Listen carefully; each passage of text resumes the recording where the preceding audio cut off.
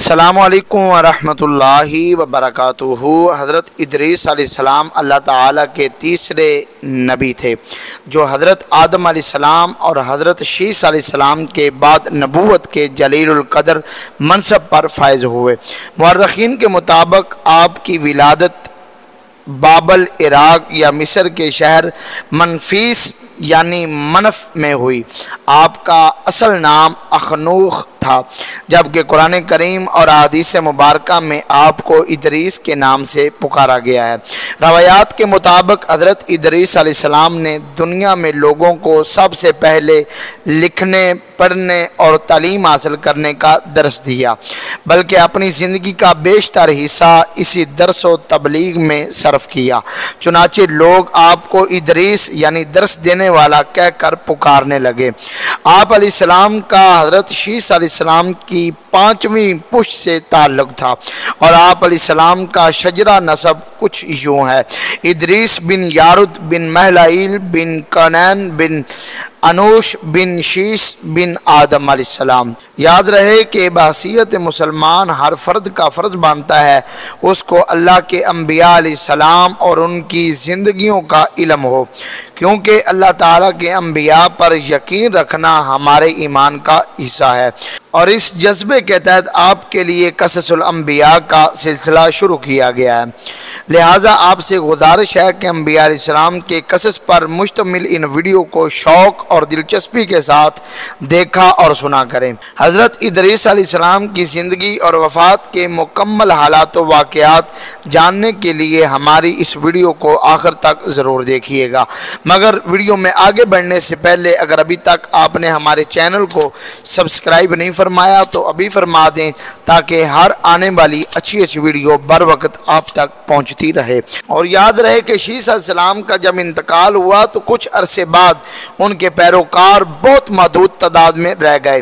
قبیل کی اولاد نے کفر و شرک، بدکاری، بے حیائی کا بازار گرم کر رکھا تھا، زناکاری اور شراب نوشی عام تھی، پاکیزہ رشتوں کی پہچان ناپید ہو چکی تھی، بتوں کی پوجا اور آگ کی پرستش ہو رہی تھی، گویا دنیا پر شیطان اور اس کے حواریوں کا راج تھا۔ حضرت آدم علیہ السلام اور حضرت شیس علیہ السلام کی قائم کردہ شرعی حدود اور احکامات الہی کو پامال کیا جا رہا تھا، اور یہی وہ وقت تھا کہ جب اللہ جل مجدہ الکریم نے اس بگڑی ہوئی قوم میں ایک نبی مبعوث کرنے کا فیصلہ کیا، اور اس عظیم منصب کے لیے حضرت شیس علیہ السلام کی نسل سے حضرت ادریس علیہ السلام کا انتخاب فرمایا۔ حضرت ادریس علیہ السلام میں وہ تمام خوبیاں بدرجہ اتم موجود تھی جو اللہ کے نبی میں ہونی چاہیے۔ آپ علیہ السلام حضرت آدم علیہ السلام کے دین کے پیروکار اور نہایت ہی عبادت گزار، متقی، پرہیزگار اور انتہائی سچے انسان تھے۔ نبوت کے منصب پر فائز ہوتے ہی آپ نے اپنی قوم کے بھٹکے ہوئے لوگوں میں واعظ و تبلیغ کا کام شروع کر دیا، لیکن راہ ہدایت کا یہ درس اور نیکی کی باتیں ان لوگوں کو بہت ناگوار گزرتی، چنانچہ وہ آپ کے دشمن بن گئے، اور آپ علیہ السلام کے پیروکاروں کو طرح طرح سے اذیتیں، تکلیفیں دینے لگے، یہاں تک کہ آپ نے ان لوگوں کی اذیت رسانیوں سے تنگ آ کر بابل سے ہجرت کا ارادہ کر لیا، اور اپنے پیروکاروں کو اپنے اس فیصلے سے مطلع فرمایا۔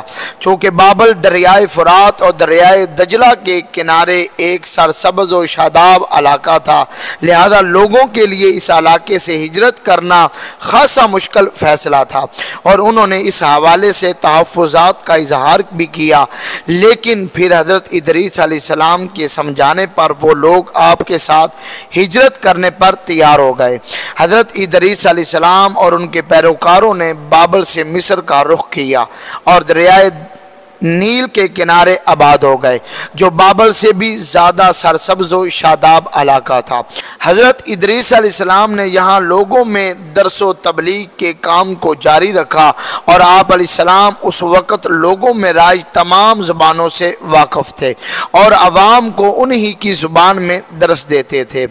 آپ کا قرآن مجید میں 2 مرتبہ ذکر آیا ہے، سورہ مریم میں اللہ تعالیٰ نے ارشاد فرمایا اور اس کتاب میں ادریس کا ذکر بھی کیجئے، بے شک وہ بڑے سچے نبی تھے اور ہم نے ان کو بلند رتبے تک پہنچایا۔ نئے سورۃ انبیاء میں اللہ تعالیٰ نے ارشاد فرمایا اور اسماعیل اور ادریس اور ذوالکفل کا تذکرہ کیجئے، یہ سب احکام الہیہ پر ثابت قدم رہنے والے لوگوں میں سے تھے۔ قرآن کریم کی معروف و مستند تعریف معارف القرآن کے مطابق حضرت ادریس علیہ السلام حضرت نوح علیہ السلام سے 1000 سال پہلے پیدا ہوئے۔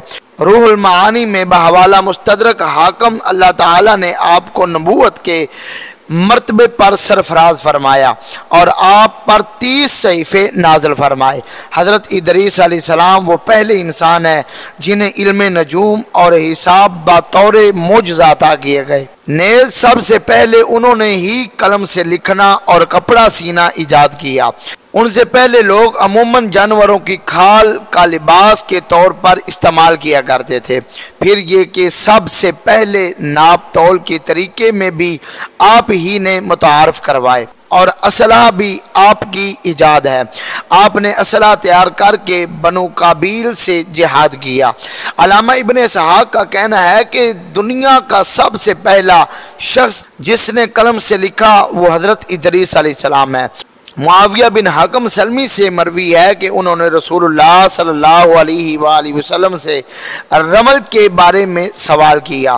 یہ ایک ایسا علم ہے جس میں ریت پر مخصوص لکیریں کھینچ کر کچھ معلوم کیا جاتا ہے۔ تو رسول اللہ صلی اللہ علیہ وآلہ وسلم نے ارشاد فرمایا کہ ایک پیغمبر تھے جنہوں نے یہ لکھا، لہذا جس شخص کا خط ان کے موافق ہو جائے تو اچھا ہے۔ علماء تفسیر فرماتے ہیں کہ پہلا شخص جس نے تبلیغ دین کے لیے واضح خطاب کا سلسلہ شروع کیا وہ حضرت ادریس علیہ السلام ہے۔ حلال بن یسار کہتے ہیں کہ حضرت ابن عباس نے حضرت کعب سے پوچھا کہ قرآن پاک کی اس آیت یعنی وَرَفَعْنَاهُ مَكَانًا عَلِيًّا اور ہم نے ان کو اونچی جگہ اٹھا لیا کا کیا مطلب ہے؟ تو حضرت کعب نے فرمایا کہ اللہ عز و جل نے حضرت ادریس علیہ السلام کی طرف وہی بھیجی کہ میں تمہیں ہر روز تمام بنی آدم کے اعمال کے برابر درجات دیتا ہوں۔ اس سے مراد اس زمانے کے تمام بنی آدم ہیں۔ تو حضرت ادریس علیہ السلام نے چاہا کہ پھر تو اعمال میں اور اضافہ ہونا چاہیے، لہذا جب ان کے پاس فرشتے آئے تو انہوں نے وحی کا ذکر کرتے ہوئے کہا کہ میں چاہتا ہوں کہ ملک الموت سے بات کروں اور پوچھوں کہ کب تک میری زندگی باقی ہے۔ فرشتے نے حضرت ادریس علیہ السلام کو اپنے پروں پر اٹھایا اور انہیں لے کر آسمان کی طرف بلند ہو گیا۔ جب وہ چوتھے آسمان پر پہنچے تو ان کی ملک الموت سے ملاقات ہو گئی جو نیچے اتر رہے تھے۔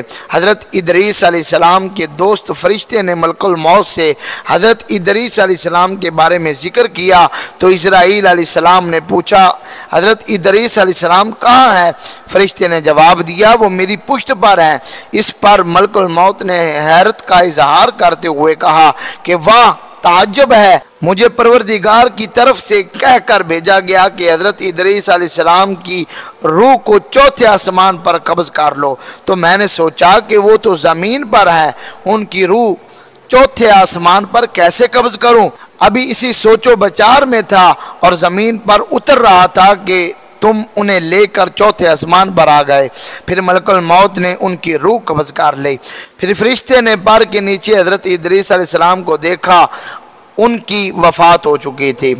روضۃ الاصفیاء کے مصنف تحریر کرتے ہیں کہ حضرت ادریس علیہ السلام کثرت سے اللہ تعالیٰ کی حمد و ثنا اور عبادت میں مصروف رہتے تھے اور فرشتوں میں نہایت ہی محبت اور عقیدت و احترام کی نظروں سے دیکھے جاتے تھے۔ فرشتے ان کے پاس آتے اور ان کی صحبت میں بیٹھا کرتے تھے۔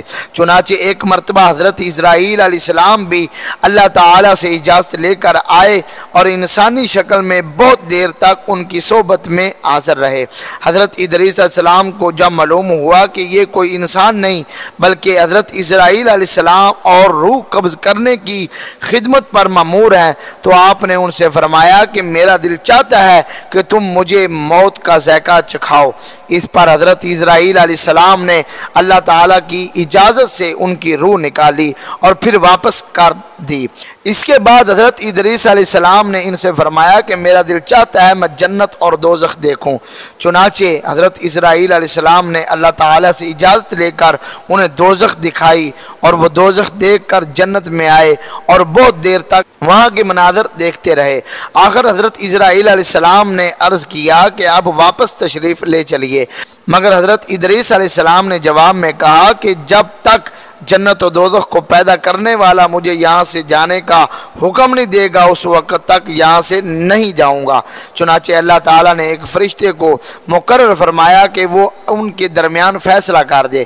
حضرت اسرائیل علیہ السلام نے اس فرشتوں کو پوری صورتحال بتائی۔ پھر حضرت ادریس علیہ السلام نے فرمایا میں قانون خداوندی کے مطابق موت کا ذائقہ چکھ چکا ہوں اور اب جنت میں آ گیا ہوں، چونکہ حق تعالیٰ نے فرمایا کہ وَمَا هُمْ بِخَارِجِينَ مِنْهَا، یعنی ہم تم کو اس سے نہیں نکالیں گے، لہذا میں یہاں سے نہیں جانا چاہتا۔ حضرت کعب احبار کی روایت ہے کہ فرشتے نے اللہ تعالیٰ کے حکم سے فیصلہ کیا اچھا آپ چھٹے آسمان پر رہیے اور فرشتے کے ساتھ عبادت کیجیے۔ چنانچہ حضرت ادریس علیہ السلام چھٹے آسمان پر فرشتوں کے ساتھ عبادت میں مشغول ہیں۔ اس سلسلے میں متفق علیہ حدیث یہ ہے کہ حضرت ادریس علیہ السلام چوتھے آسمان پر، مجاہد اور دیگر بہت سے علماء کرام کا یہی قول ہے۔ حضرت زہری نے بھی حضرت انس سے مروی معراج کی حدیث نقل کی ہے کہ جب نبی کریم صلی اللہ علیہ وسلم معراج کی رات چوتھے آسمان پر پہنچے تو وہاں آپ صلی اللہ علیہ وآلہ وسلم کی ملاقات حضرت ادریس علیہ السلام سے ہوئی، جنہوں نے حضور علیہ السلام کو دیکھ کر فرمایا مرحبا صالح بھائی اور صالح نبی۔ حضرت ادریس علیہ السلام کی زندگی میں دو چیزیں بہت نمایاں ہیں، ایک واعظ و تبلیغ اور دوسری آل قبیل کے ساتھ جہاد۔ چونکہ انہیں واعظ و تبلیغ میں ملکہ حاصل تھا، چنانچہ ان کی پہلی کوشش یہی رہی کہ واعظ و نصیحت سے آل قبیل اور راہ راست پر آ جائیں اور دنیا برائیوں سے پاک ہو کر اللہ تعالیٰ کی عبادت کرنے لگے۔ لیکن شیطان نے ان لوگوں کو پوری طرح اپنی گرفت میں لے لیا تھا۔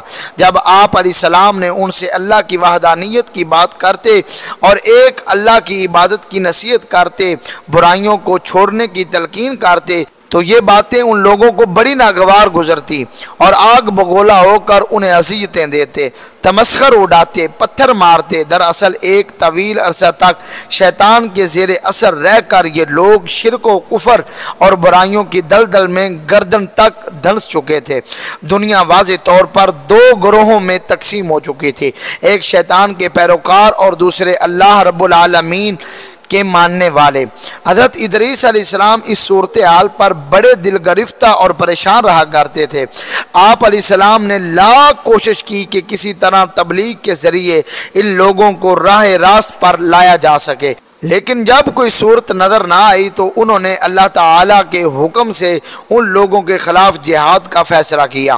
انہوں نے اللہ تعالیٰ اور اس کے پیغمبر پر ایمان رکھنے والے نوجوانوں کی ایک جماعت کے ساتھ آل قبیل کے ساتھ جہاد کیا، جس میں اللہ تعالیٰ نے انہیں کامیابی عطا فرمائی اور بہت سے لوگ دین حق کی جانب راغب ہو گئے۔ امید کرتے ہیں کہ آپ کو یہ ہماری ویڈیو اچھی لگی ہوگی، اپنے دوستوں کے ساتھ بھی شیئر کیجئے گا۔ والسلام۔